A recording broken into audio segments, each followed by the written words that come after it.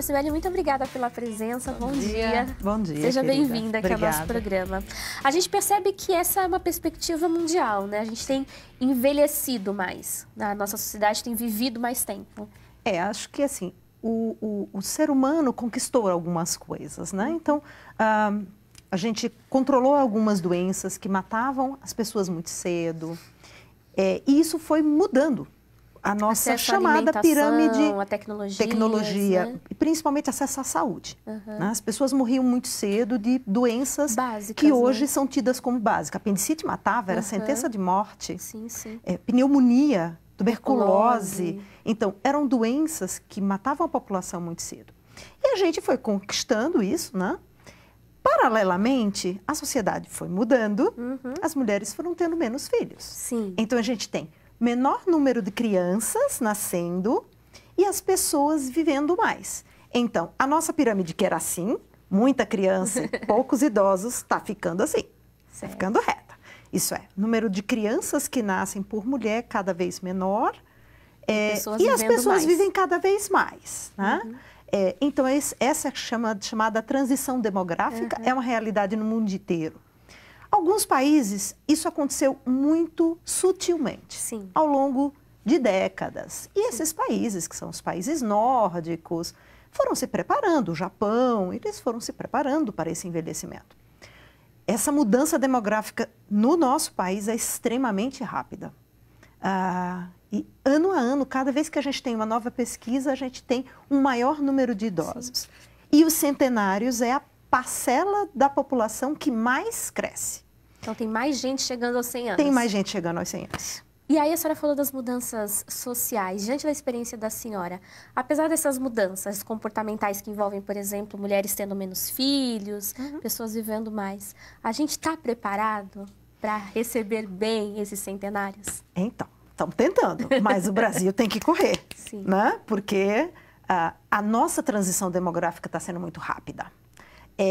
Quando a gente fala, isso eu estou falando em termos populacionais, acho que quando você fala de cada indivíduo, a gente começa a pensar em envelhecer lá pelos nossos 60 anos, quando a gente ganha a carteirinha, né? Que é possível andar no... Está oficialmente Exatamente, idoso, né? Então, aquela coisa que você assim fala, não, agora eu posso andar no ônibus de graça, eu tenho prioridade na fila, é tarde. A gente tem que começar a pensar no nosso envelhecimento muito antes disso. Porque, assim, primeiro que envelhecer não é adoecer.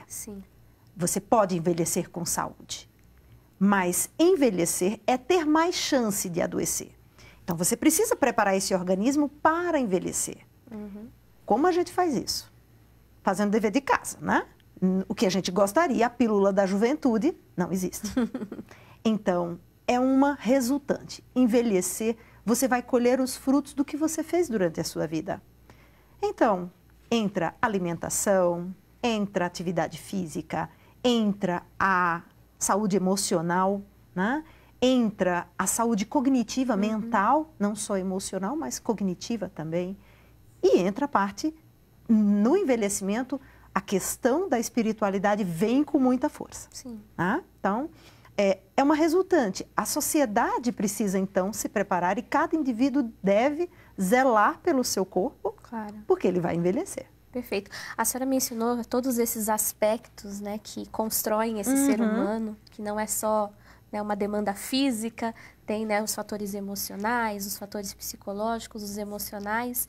E dentro do nosso contexto social, a gente ainda vê o envelhecer como um problema. Né? É alguém que deixa de ter utilidade, é alguém que não está mais apto a exercer determinadas ações.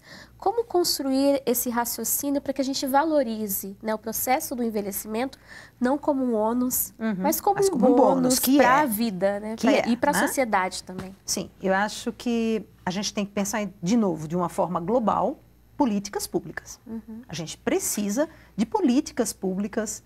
As mudanças que estão aí agora em super discussão, da questão previdenciária, políticas públicas para que essas pessoas, mesmo após uma aposentadoria formal, então eu sou médica, eu me aposento como médica, mas será que eu posso desenvolver outra atividade?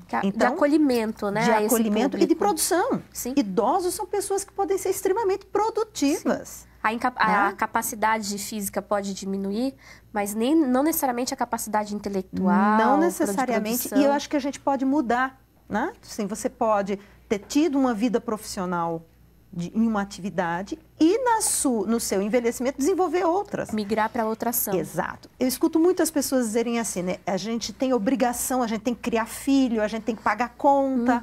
E a vida adulta você acaba se preocupando muito com isso. Talvez, quando as pessoas que conseguem envelhecer, elas tenham essa possibilidade de agora desenvolver uma atividade por prazer. E essa atividade... Dá um outro sentido para a sua vida. Dá um outro sentido para a sua vida. O foco deixa de ser exclusivamente financeiro e passa a estar muito mais voltado para o prazer, Sim. Né? O gosto. E tudo que a gente faz com prazer, a gente faz mais bem feito. É verdade. Então, você ganha... E a gente é muito mais feliz. E a gente é muito mais feliz. Então, dá para, neste momento que você está envelhecendo, você buscar outras atividades, outras formas de ser útil. Então, do ponto de vista de sociedade, a gente precisa de políticas públicas. A gente precisa ensinar às nossas crianças o que é envelhecer. Hoje em dia se blindam as crianças de certas coisas. Então, a criança não pode ouvir falar de morte, a criança não pode ouvir falar de doença. E a gente precisa educar nossas crianças a conviver com pessoas. Entender que é natural. É natural. Todos nós, gente. É a única certeza, né, inclusive, então, assim, que a gente tem. E é natural envelhecer. Não natural é você morrer jovem. Natural envelhecer. Quando a gente é criança, o organismo é de um jeito e tem algumas qualidades e tem algumas dificuldades. Na terceira idade, no envelhecimento, o nosso organismo também muda. E essas mudanças têm que ser respeitadas e conviver com elas. Sim, como são respeitadas, por exemplo, as questões da infância. Isso. Né? Você não dá uma série de atividades para uma criança fazer porque ela não tem capacidade. Exato. E nem para o adolescente. E né, entendemos que adulto. Quando sejamos mais velhos, há coisas que não faremos com a mesma destreza, por exemplo, fazíamos com 25 anos. Mas a gente percebe isso ano após ano, né? Tem coisas que a gente fazia com 20 que não faz com 30 e assim por diante. Isso não nos torna melhor ou pior, né? E essa é uma construção importante. Aqui a LBV acredita muito nisso. Né, o criador deste espaço, o jornalista Paiva Neto, costuma, inclusive, nos lembrar sempre da importância de unirmos, né, a sabedoria dos mais velhos, a energia dadivosa dos mais moços, nessa comunhão entre todas as gerações. Né? A gente vê ainda muitas vezes, principalmente no ambiente profissional, que é um ambiente que traz uma sensibilidade muito grande para esse público, doutora, às vezes uma falta de espaço, né? Ou um processo de competitividade muito grande. Parece que ou você tem uma equipe muito jovem, muito ativa, muito força, ou você tem a experiência das pessoas mais velhas e fica difícil, às vezes, você conciliar. E quem trabalha essa conciliação percebe, por exemplo, nesse público mais maduro, né? Essa contribuição ganha muito. Né? O que a gente chama de convivência multigeracional é absolutamente saudável e extremamente produtiva para todos. Então, um idoso que convive com uma criança que está aprendendo a ler, o aprendizado dessa criança é muito melhor. Por outro lado, ele se sente ativo e estimulado. Um idoso que conviva com um jovem ligado na internet, para o envelhecimento, a vida digital, a educação digital é uma realidade. Está trazendo, inclusive, uma nova perspectiva de estímulo cognitivo para esses idosos. De relacionamento. De relacionamento, né? e de estímulo mesmo. É uma nova alfabetização para eles. Isso para o cérebro é muito rico. Coisa nova, difícil. Quando a gente envelhece, o cérebro vai mais devagar, a gente há de respeitá-lo. Mas é possível aprender coisas novas, é possível aprender, sim, a ter educação digital, né? E que isso vai ser muito positivo para o jovem e para o idoso. Isso está relacionado à saúde. Está relacionado à saúde. Porque às vezes a gente acha que cuidar da saúde é só olhar para o que está dando errado no corpo. Então, mas é olhar para a doença, não é olhar para a saúde. Exato. Né? A doença precisa ser cuidada. Então, assim, uma pessoa que é hipertensa tem que tomar remédio certo, tem que tomar na hora certa, na dose certa, precisa cuidar da sua alimentação especificamente. Mas a gente não pode ficar preso a isso. Mas saúde não é só não estar doente. Exatamente. Saúde não é só ausência de doença. E aí vem mesmo a questão social, como a exclusão desse idoso sendo extremamente nociva à sua saúde como um todo, global, não só física, também física. Pessoas isoladas morrem mais, têm mais infarto, têm mais depressão, têm mais perdas cognitivas. Tentam mais suicídio, Tentam mais suicídio. Estamos no mês de prevenção ao suicídio. E os idosos, dentre a população que corre esse risco, os idosos são os que mais morrem. Né? Então, a gente tem aí que ficar muito atento. Então, assim, às vezes, uma colocação da sociedade, e isso a gente precisa construir como sociedade brasileira. Né? Em alguns países isso já é bastante presente culturalmente, mas no nosso país nós temos um país de jovens que estão envelhecendo. Né? Então, a gente agora vai ter que conviver com esses idosos, e isso é absolutamente fantástico. Perfeito. É uma ótima oportunidade para todos, né? O Brasil ainda é um país muito jovem, apesar de muita história aí, né, que precisa ser aprendida por nós em tantos aspectos. Mas falando nessa questão do envelhecer, nós fomos às ruas perguntar para as pessoas: você sabe como chegar aos 100 anos com qualidade de vida, com saúde? Vamos ver o que as pessoas responderam para a gente. Você sabia que há mais de 24 mil centenários no Brasil, de acordo com dados do censo? Já parou para se perguntar o que fazer para viver até os 100 anos? O programa Vida Plena foi às ruas para saber quais atitudes as pessoas estão tomando para chegarem a essa idade. O que você faria para chegar aos 100 anos de vida? Uma boa alimentação, exercício físico, basicamente. E paz de espírito, né? A gente tem que comer bem, né? Procurar comer bem e fazer uma atividade física e não beber bebida alcoólica, que é uma coisa que eu não faço, né? Ai, meu querido, é só sorrir, sabe? Ser feliz, eu sou feliz. Rafael, o que você faria para chegar aos 100 anos de vida? Bom, ter uma vida tranquila. Primeiro, alimentação adequada, não exceder em nada, inclusive cortar bebida, cigarro, absolutamente isso aí é prejudicial à saúde. Depois, você ter uma consciência tranquila, ou seja, viver eticamente. De modo que você colocando a cabeça no travesseiro, você durma tranquilo, um repouso totalmente restaurador, e no dia seguinte, ao levantar, toda a disposição para o trabalho. Manter uma boa alimentação, caminhada também, né, importante, e ter fé, né, que eu te falei, e se amar bastante, assim, primeiro se gostar bem, se cuidar bem, e é mais isso mesmo, se cuidar, ir no médico, fazer os tratamentos, as coisas todas certinhas, né. Elisângela, o que você faria para chegar aos 100 anos de vida? A primeira coisa é nunca, jamais fumar.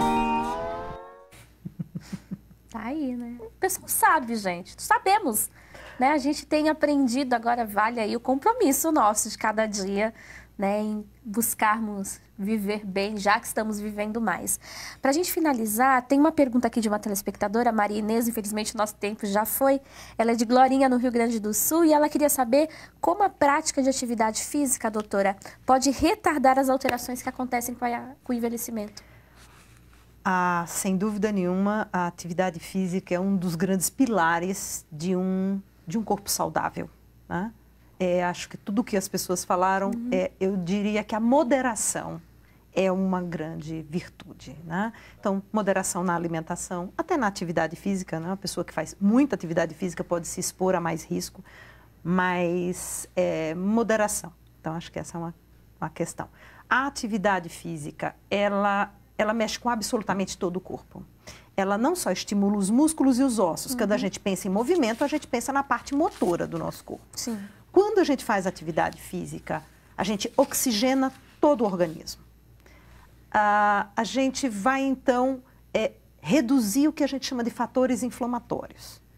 Isso, a longo prazo, vai causando um efeito em cascata positivo.